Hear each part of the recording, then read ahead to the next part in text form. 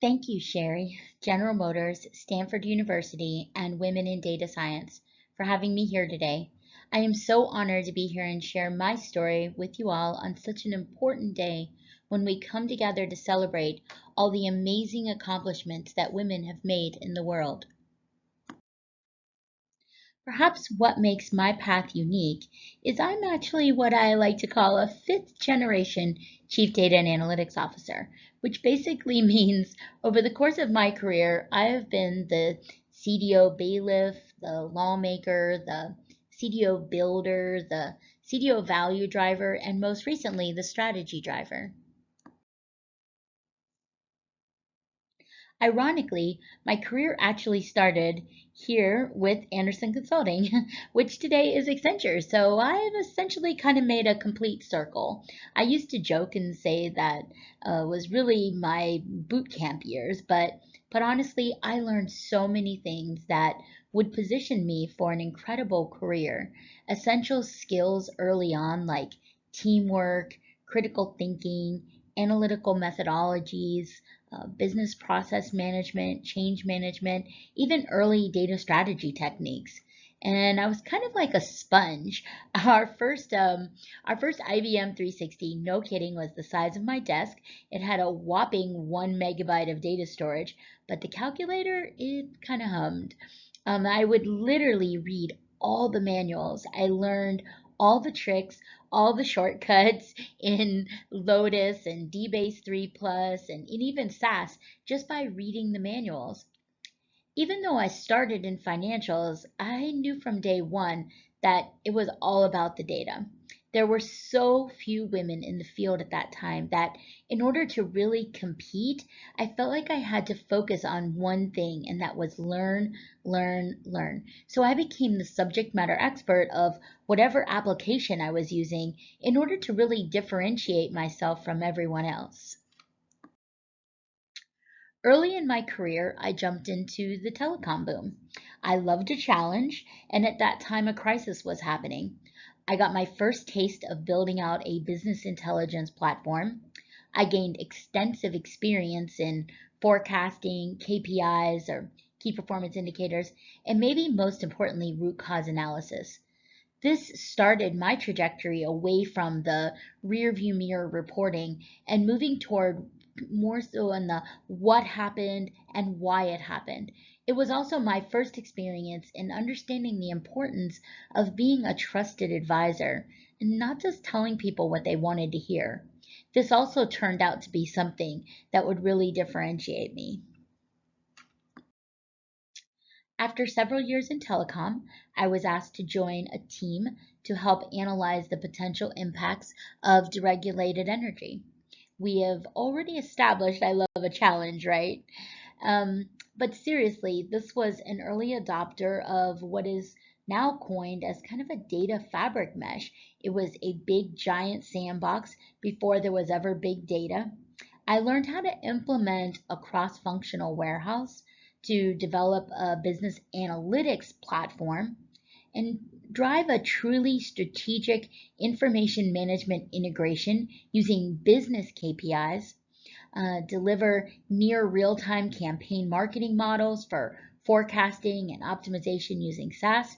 And it was my first introduction to Ralph Kimball, who, in my opinion, is the grandfather of dimensional data modeling. And this was an early stage introduction into the importance of architecting data for analytical value and not for storage. I spent the next 10 years in luxury automotive financial services. I was a true liaison between all areas of the business and IT. I was their trusted advisor, and some even called me their consigliere. There were so many times I heard, she's not a developer or she's not even an architect. And they were right. I was an analyst, and I was the business's most trusted and innovative advisor. I went on to advancing the alignment by working closely with the business to develop and integrate their first enterprise data warehouse, business intelligence solutions across the enterprise, the introduction of data governance, and maybe most importantly, the introduction of business analytics. This was also a great stepping stone in my path from lawmaker to builder to value driver, integrating cross-functional analytics from areas like risk, pricing, financials, sales and marketing to tell a story. How well did you know your customer and predict what they needed before they asked? Think about the financial crisis that was happening back in the 2006 and 2009. My team was predicting who was likely to default before it ever happened. We developed closer relationships and we created repeat customers during a very challenging time.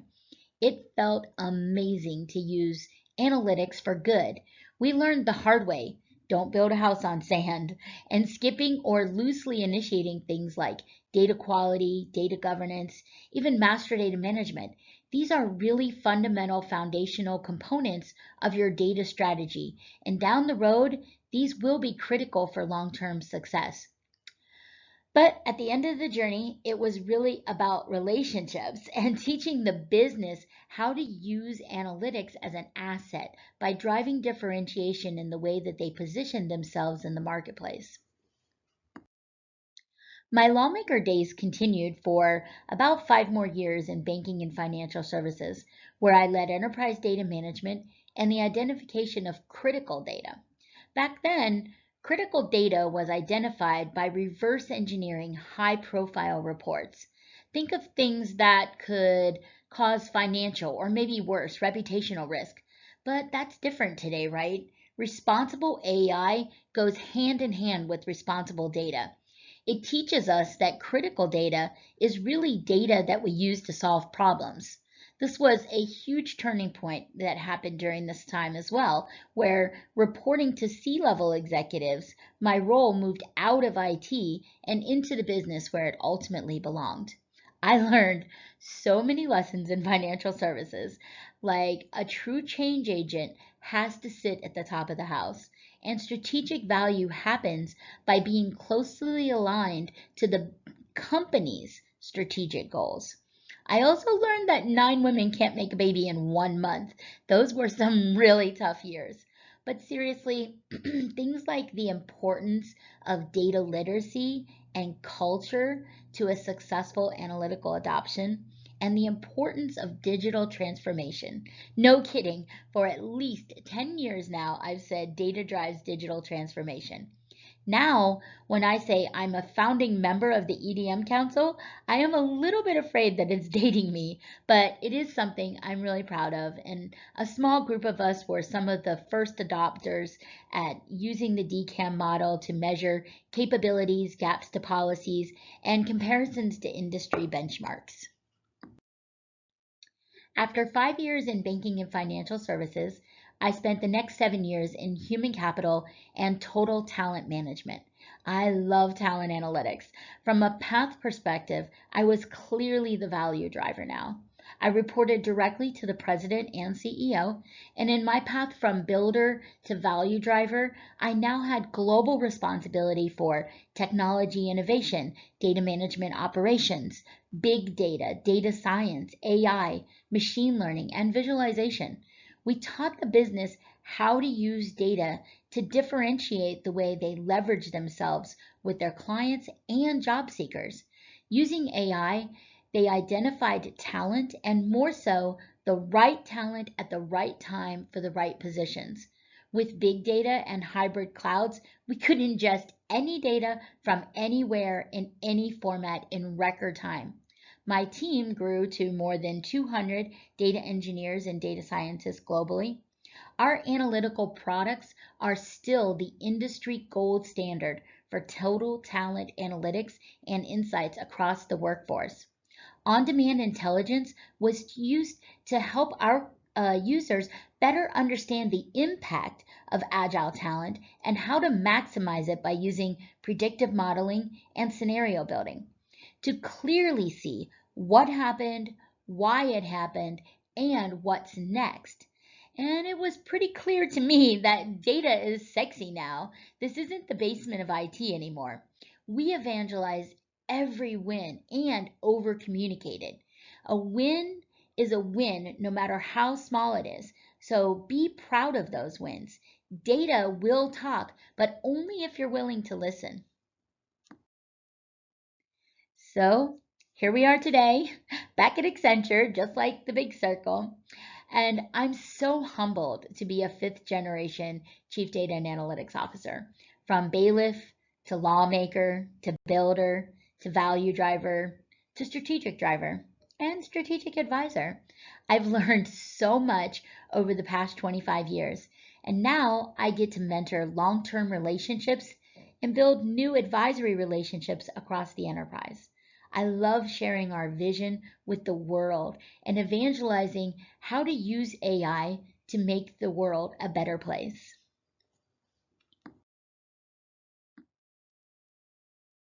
As I reflect on my past, I think about what I would tell my younger me. Data really, really drives digital transformation. Transformation without data strategy is like building your house on sand. And don't boil the ocean. Every big problem can be chunked into lots of smaller problems. When you got your first job and didn't have a car, you got to work faster on your skateboard than by walking. And today it's really not that much different. The quick small wins are so critical to your success. If you want project funding fast, show value. What the business really, really wants is faster, confident, better decisions that minimize risk. The fastest way to lose a customer, whether it's internal or external, is to lose trust. Provide quality, fact based decisioning. That's how you win every single time. And we have to keep it simple. Data literacy does not happen overnight. Build relationships. I know it's harder in the world to Zoom, but my teams have been 100% remote for over 5 years now. It is worth the effort. Architect the data for analytics. Most data scientists will say that they spend more than 85% of their time wrangling data. Is that really where you want this hard to find resource spending their time? Seek to understand. You have you've got to have this need to develop a desire to understand, a desire to see things from others' point of view, to see their reasons and feel what they feel. Don't take no for an answer. Be a dreamer because the possibilities really are endless. And be the CEO of your team, no matter what size it is. Always do the right thing, no matter what. John Maxwell's 21 irrefutable laws of leadership has been within my arm's reach for almost 20 years now. And I remember the very first time one of my mentors put this book into my hands in 2003. He said they, referring to the business, follow you naturally. To lead yourself, use your head, but when you're leading others, use your heart. I know you hear me say it's all about the data, but honestly, it is all about relationships, and then it's about the data. Early in my career, I remember a time when I was just one of three women in a department of 200 IT professionals. Three! Now, just look at us. Women in data science has over 100,000 participants today. That is amazing. Look how far we've come.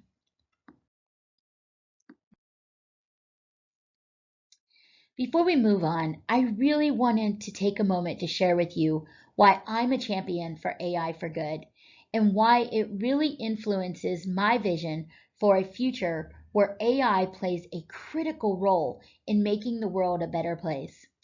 Across the globe, we're seeing how AI is being used as an instrument to eradicate poverty. With AI, we can pinpoint the areas and regions most in need. AI with robotics is being used to improve the agricultural yield of certain staple crops. AI has been really highly effective in forecasting food shortages, improving nutrition, promoting sustainable agriculture, and ultimately a way to end hunger altogether. It is a game changer in the fight against both hunger and poverty. AI is being used for disease diagnosis, for patient monitoring and clinical trials. It's easing hospital patient flows. It can help develop pharmaceutical drugs and analyze patient records. It's helping diagnose and find a cure for illnesses like cancer and improve patient outcomes and achieve health goals. AI for humanitarian issues is it's focusing on disaster response and refugees and displaced people, human rights, and the critical needs of women and children. AI is being used to resolve challenges related to clean water and sanitation. We're seeing deep learning neural networks being used to detect dangerous bacteria and harmful particles in water. AI is used to reduce energy, our carbon footprint, and meet sustainability goals. AI is used to optimize demand forecasting and even predict sources of sunlight and wind. The state of Tennessee's Family Support Virtual Agent, AVA, helps the Department of Human Services deliver better service to those in need when they need it most. CoRail is using artificial intelligence to help power coral reef restoration. Deep learning algorithms allow their researchers to do hands-on monitoring without disrupting the underwater environment. Data science is in every drop, ensuring efficient and reliable water sources all around the world. We all know that water is essential to life, but clean water is inaccessible to hundreds of millions of people. Monitored consumption models are providing more communities with access to safe drinking water. And when it comes to COVID-19, we're using virtual AI agents to help the government and citizens fight the infodemic. These AI agents are providing answers to common questions, delivering fact sheets, providing information on government initiatives and medical advice, lists of mythbusters. They can manage interactions without the need for human assistance. And these are just a very, very small number of the many examples that demonstrate areas of creative thinking and cutting edge technology and collaborative partnerships that are changing how we live in the world. And this is just touching the surface for how we use AI to make the world a better place.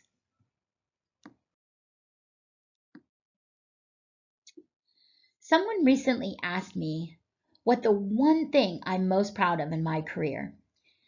And I would have to say, in the last 10 years, I've had less than 1% attrition. To me, this is the single best accomplishment.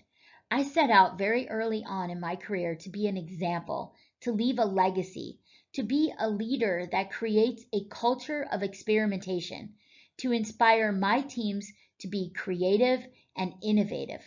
I knew from my own mentors that in order to be the leader that I wanted to be, I had to first and foremost learn how to be a servant leader.